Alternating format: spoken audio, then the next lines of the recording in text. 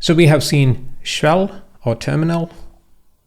Next we're going to see is file. So we have seen the computer is made up of CPU, memory is the primary memory, and the secondary memory, which is disk. Normally we use disk as files, different types of files. Your images are a file, the web pages you're accessing are files. Pretty much everything you see in a computer is one way or the other, different types of files.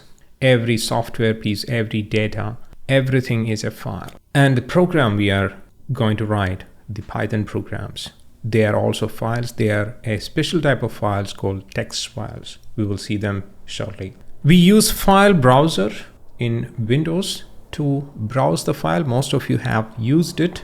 It's also called Explorer in Windows. So we will see this in the demo.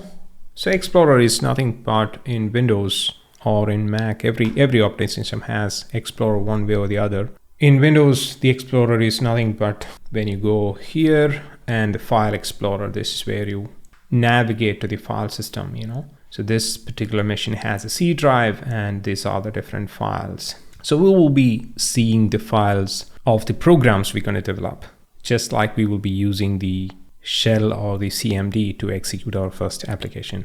So for example, this is a file which I have not created. Somehow the operating system itself has created it. So I can open it with, say, Notepad and see what is the content of that file. So this file I cannot open, I don't have permission. Basically the programs we are developing is nothing but files. So I'm opening another file. This file I'm able to open and see the content. We'll talk about different types of file in future, binary files, text files, etc. So like I mentioned, all these files are in your disk. So this laptop which I'm using for this presentation has a disk, and that disk contains all these files. Even if I shut down the system and reboot this computer, these files, this particular memory remains. These files will be intact. So coming back to slides, everything is a file. File is nothing but binary data. Every file has binary digits inside, ones and zeros. Coming back to this particular diagram again. So we have seen this part. What is a programming language? We got a feel of it.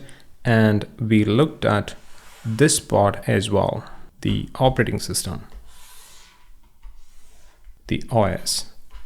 In OS, two things we will be using. One is the shell and another is files.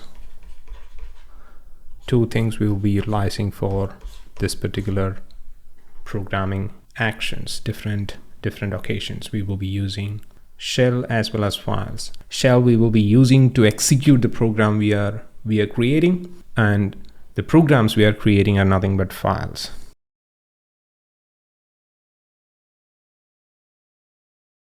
Now what we're going to do is we're going to explore a little bit of this box. What is inside this box? The converter program, or what is Python. So these converter programs comes into the class of programming language runtime or tools, compilers, linkers. There are different names for these tools. We're going to explain or explore some of them in the context of Python. So we will be using Python as the example of programming language, runtime, tools, and IDE. So we'll see what is an IDE. So what is this? These are software, instructions, programs created by someone which helps to create other programs. So they helps us to create other programs. Basically, as I mentioned before, there is one thing, they convert human readable text files, which are called programs, to machine code. That is the main purpose of this class of software. So Visual C++ is a programming language. It is a very active programming language even today. Most of the games you play these days, which runs on Windows, anything runs on Windows, ultimately created in Visual C++, the Chrome, the Edge, everything you use on Windows, mostly even this PowerPoint presentation you're seeing, is developed using Visual C++. It's a programming language just like Python. So back in the early 90s, they had a version called Visual Studio 6, which had a lot of other programming languages along with Visual C++ or VC++. So in that, when you start the IDE, when you start the program, Visual C++ program, you used to get this particular message. Visual C++ is created with Visual C++. So that is pretty chicken egg kind of statement. How do you create something with itself? So we will see that shortly. Hopefully by the end of this course, you will get a feel of what this particular statement means. So continuing with developer tools, like I mentioned, it's a converter program. It converts human readable text into binary instructions. In the case of Python, it is called Python interpreter or simply Python. It's very difficult to pronounce this word, so I'll be just using Python. Whenever I say Python, either I am referring to the programming language itself, the language, or I'm referring to the Python interpreter. Mostly you'll be able to figure it out from the context. If it is not, I'll be explicitly mentioning it.